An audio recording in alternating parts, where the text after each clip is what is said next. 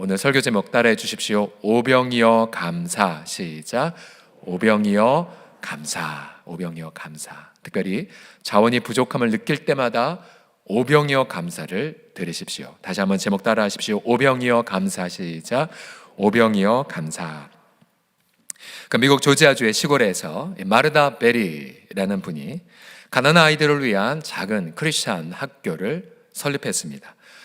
이분의 자료를 보면 통나무 등으로 처음에 학교가 저렇게 세워졌는데요. 기도하면서 이 학교의 지금까지의 이 표가 무엇이냐면 기도는 모든 걸 변화시킨다. 것이 지금까지 표입니다. 그래도 어쨌든 기도하면서 후원자들을 모집하기 위해 이제 편지들을 보냈는데, 그 당시에 미국에서 가장 잘 사는 재벌, 바로 자동차로 유명한 헨리 포드였습니다. 자, 이 양반에게 후원 요청을 했습니다. 지금 피아노 한 대 기부 요청을 했습니다. 그 당시에 가격으로 약 $1,000 정도. 그러니 헨리 포드는 늘상 받는 편지 가운데 하나일 테니까 단지 10센트만 보냈어요. 10센트. 아주 그냥 성의만 그렇게 보여줬죠. 하지만 이 메리는 10센트를 받고 턱없이 부족하지 않습니까? 피아노 사기에. 그러나 이 메리와 그 학생들이 한 게 무엇이냐면 10센트를 받고 땅콩 종자를 사서, 그리고 그 종자들을 땅에 심고 1년간 열심히 대학볕에서 잘 일군 이후에 추수하여 그 열매를 어떻게 했을까요? 누구에게 보냈을까요? 감사 편지와 함께 헨리 포드에게 전합니다. 그러자 헨리 포드가 큰 감동을 받고 학교에 무려 $10,000,000를 기증했다라고 하는데요. 지금 찾아보면 이 마르다 베리 학교는 대학교가 칼리지가 되었고, 건물들을 보니까 으리으리한 건물들, 굉장히 넓은 평수의 그러한 대학교로 크리스찬 리더들을 세우는 학교를 지금 일구었습니다. 이 베리에 대한 일화입니다. 자원이 부족할 때 불평하지 않고 낙심하지 않았고, 거기서 할 수 있는 작은 감사를 1년 동안 가꾼 열매를 이 리더가 경험을 했죠. 오늘 5절에 보면 우리가 익히 잘 아는 이 오병이어 사건, 마태, 마가, 누가, 요한 모든 복음서에 있는 이 사건. 근데 요한복음의 관점은 참 특이하게도 예수님의 테스트에 있었어요. 예수님의 테스트. 다른 복음서에서는 얘들아 너희가 먹을 것을 줘라. 예수님 이분들 사흘 동안 우리와 함께 있었는데 예수님의 그 치유도 보고, 지금 빨리 안 보내면 다 길 가다가 지칠 겁니다. 그래서 예수님이 하신 말, 너희가 먹을 걸 줘. 다른 복음서에 말씀하셨고요. 오늘 복음서에서는 예수님은 테스트를 하십니다. 테스트. 5절에 보시면 예수께서 눈을 들어 큰 무리가 자기에게로 오는 것을 보시고, 자, 이 무리들은 병자에게 행하시는 표적을 보기 위해 모였던 거죠. 빌립에게 이르시되, 자, 여기 함정이 있는데요. 빌립아, 우리가 어디서 떡을 사서 이 사람들을 먹이겠느냐? 자, 저 질문이 왜 함정인 줄 아십니까? 그것은 제자들의 생각 속에 예수님이 사다라는 말을 넣어줬기 때문에 그래요. 함정이 저기에 있어요. 예수님이 만약 얘들아 이 사람들 어떻게 할까? 라든지 얘들아 내가 지금 계속 병자 고치고 있잖아. 내가 어떻게 했으면 좋겠어? 라고 했다면 예수님 병자 고치시면 능히 뭐 하실 수 있지 않을까요? 라고 했을 텐데, 우리 예수님은 이들의 생각에 어떤 단어를 넣어줬냐면 어디서 사서. 함정이에요. 함정. 내일 수능 치른 우리 아이들 함정 문항들 걸리면 안 되는데 함정이 있어요. 함정.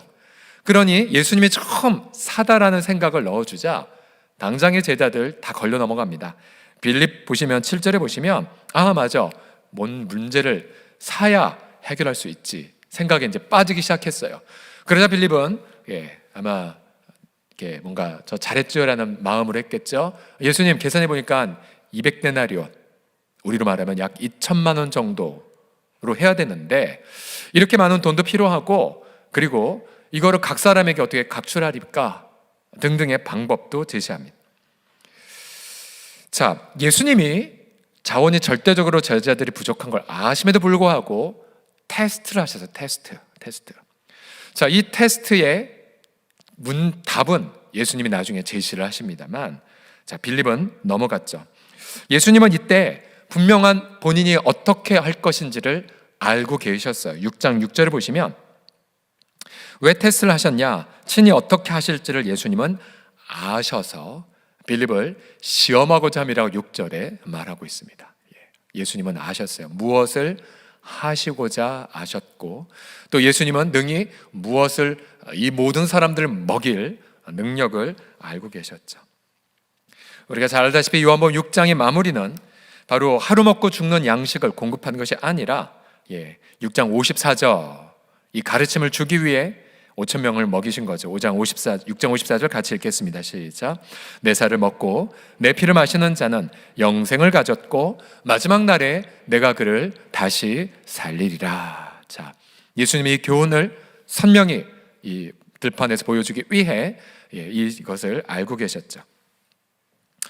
자, 예수님은 이것을 그대로 행하시면 되는데도 불구하고 굳이 함정에 걸린 테스트, 그리고 제자들을 질문했다는 것이죠.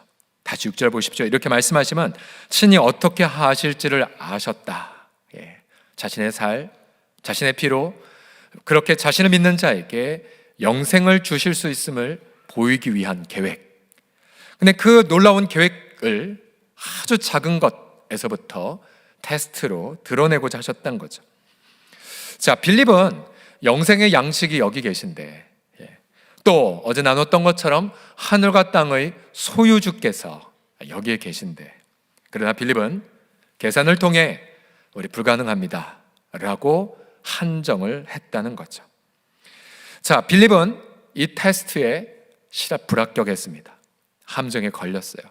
그러나 이 빌립의 실패는 이후에 저와 여러분들의 반복된 그러한 예수님의 테스트에 우리 또한 계속해서 실패에 넘어지는 그런 하나의 전형이기도 합니다.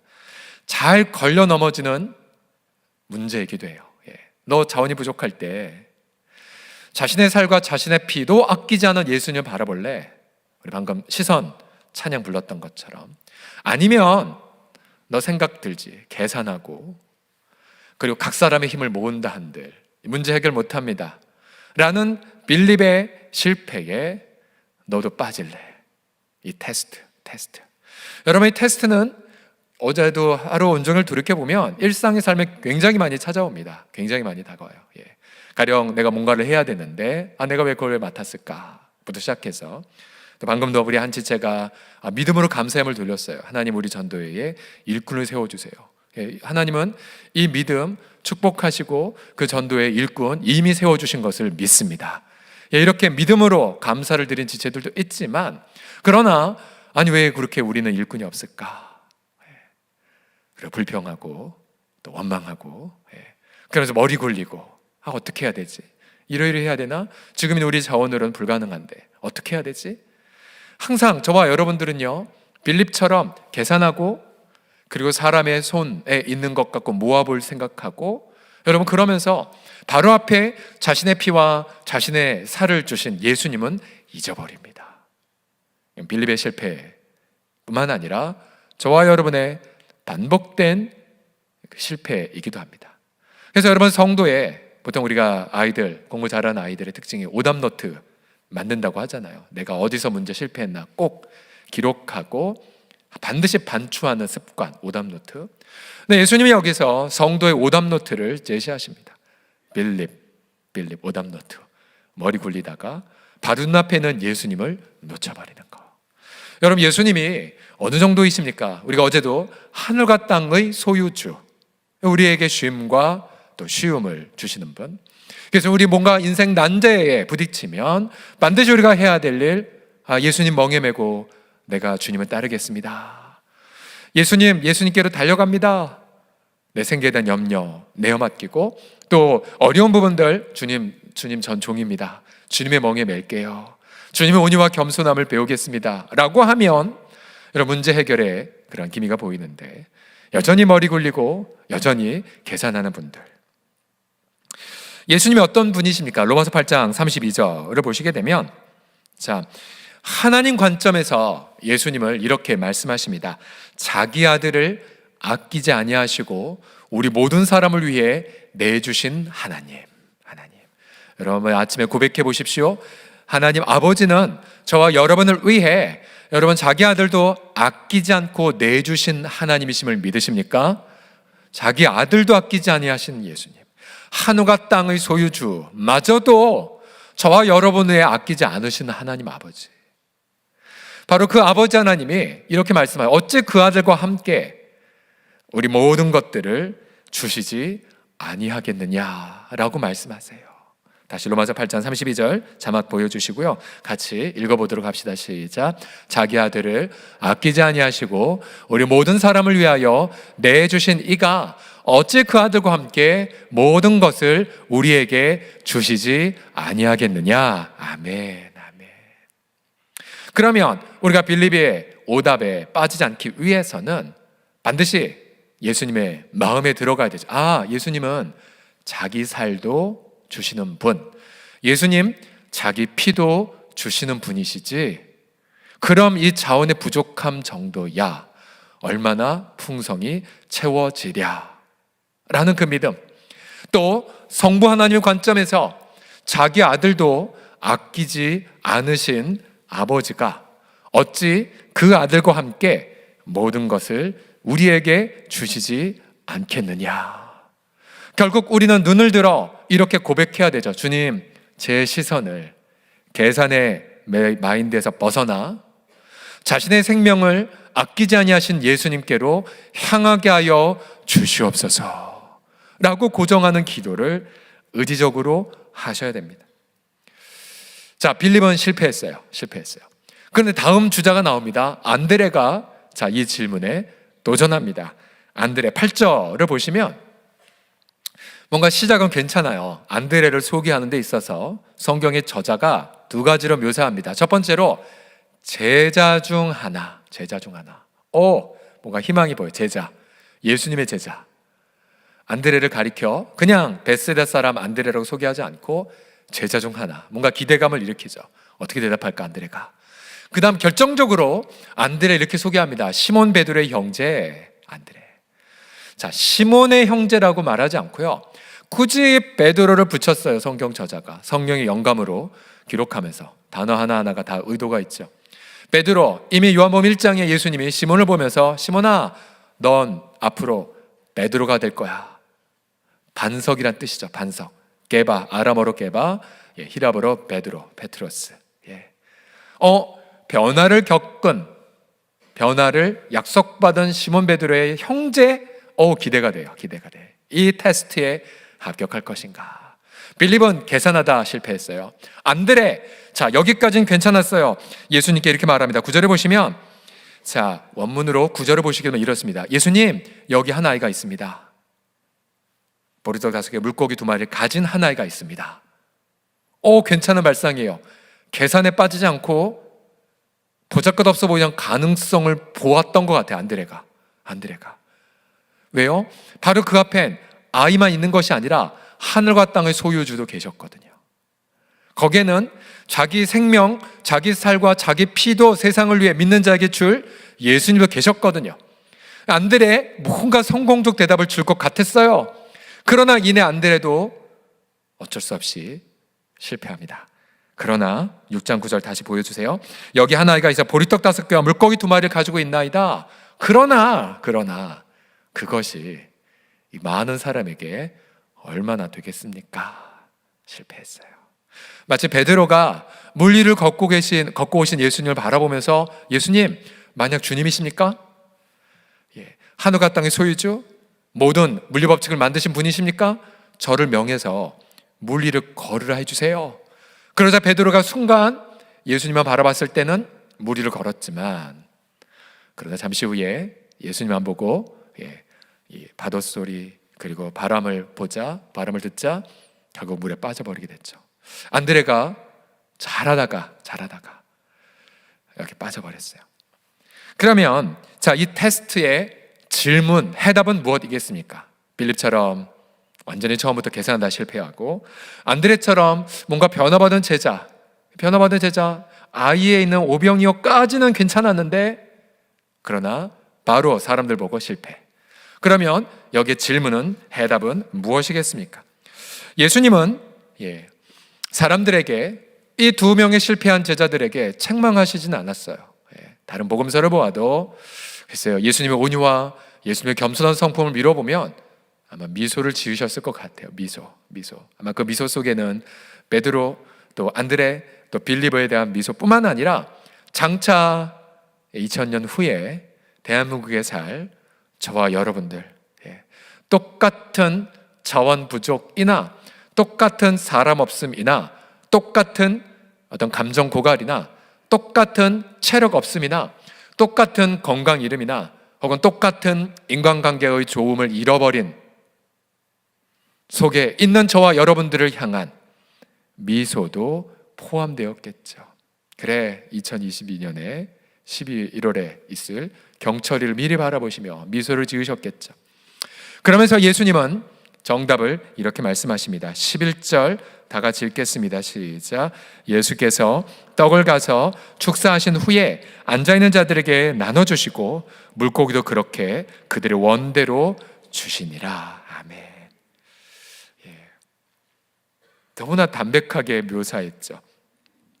자, 예수님은 오병이어, 즉 어린아이 손에 있는 떡 5개를 가져오셨어요. 안드레처럼 이것로 뭘 하겠다고 하지 않으시고 그거를 취하시고는 그 다음 단어가 무엇이었습니까? 축사라는 단어. 축사 자막해서 보여주세요.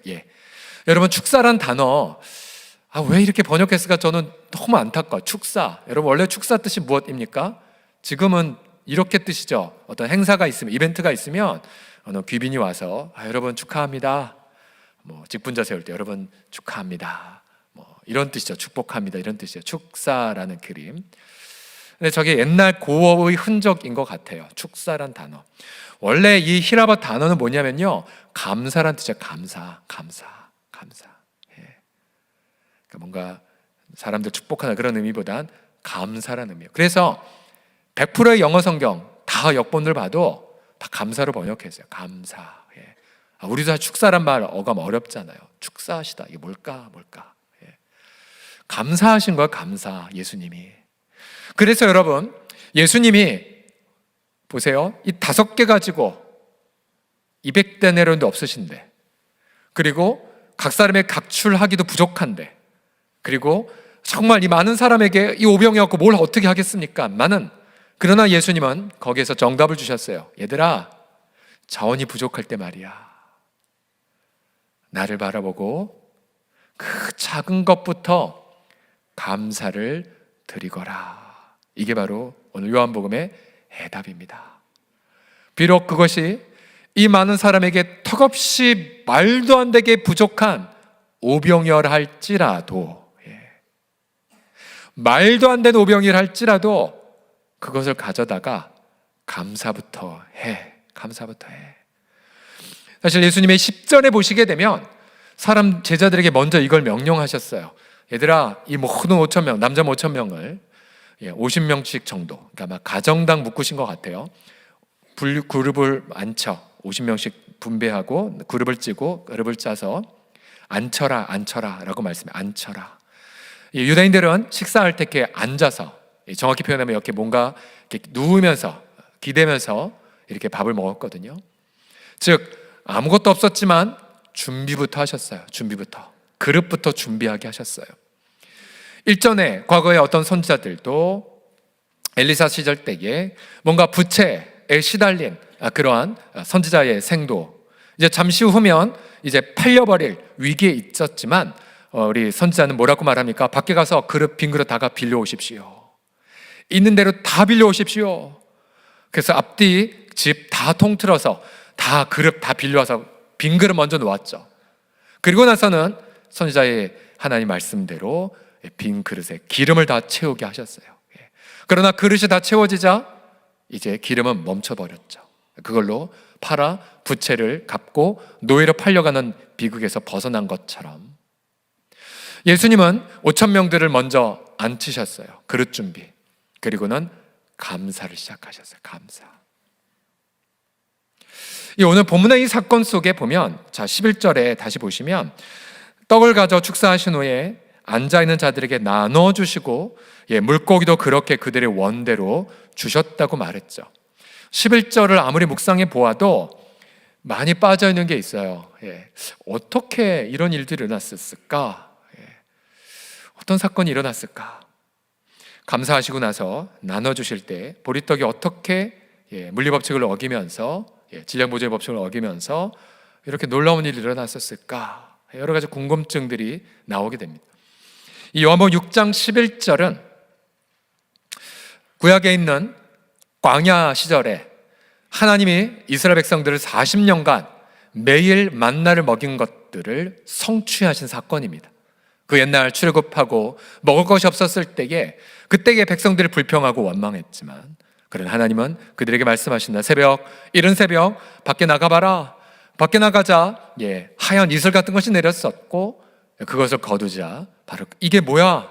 이게 뭐지? 뭔지 모르겠는데 처음 보는 건데 그러자 이것은 여호와께서 너에게 먹으라고 주신 양식이란다.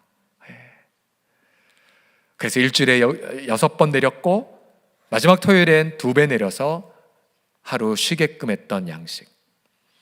시편 78편을 보게 되면 그 사건을 이렇게 묘사합니다. 23절 24절 보시면 같이 읽겠습니다. 시작. 그러나 그가 위에 궁창을 명령하시며 하늘문을 여시고 그들에게 만나를 비같이 내려 먹이시며 하늘 양식을 그들에게 주셨나니. 해답이 나와요. 뭐예요? 하늘문이 열렸기 때문에 그랬어요. 하늘문이. 모세가 여호와께서 주신 명령 만나다라고 했을 때에 왜냐하면 사막에는 아무것도 없잖아요. 그러나 그 순간 하늘문이 쫙 열리고 하늘의 그 무한한 창고에 양식이 그들의 하루 양식으로 내렸던 것이었습니다.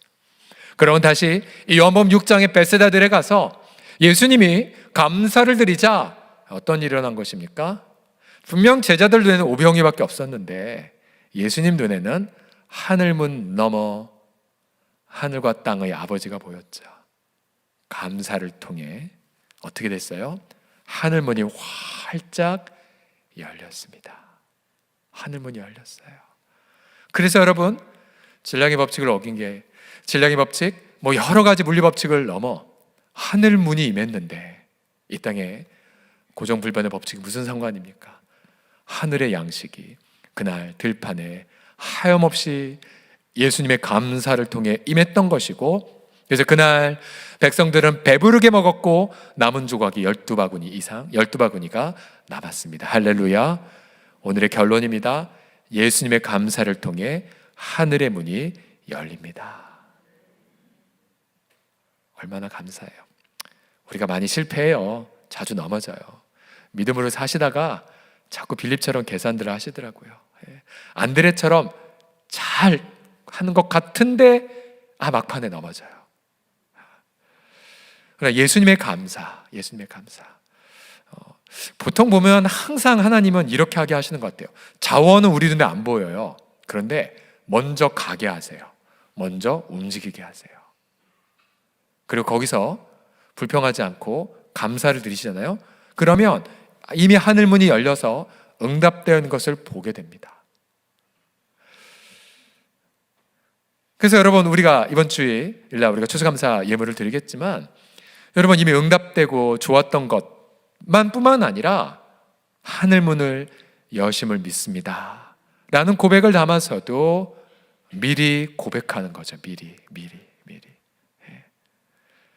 여러분 보세요. 다 똑같아요. 혹시 이제 내일 섬김회 김장하지만 우리 주방팀 두 지체가 코로나 3년 동안 우리 직원들 교육자들 정말 그분들 덕택에 우리가 코로나 잘 버틸 수 있었거든요.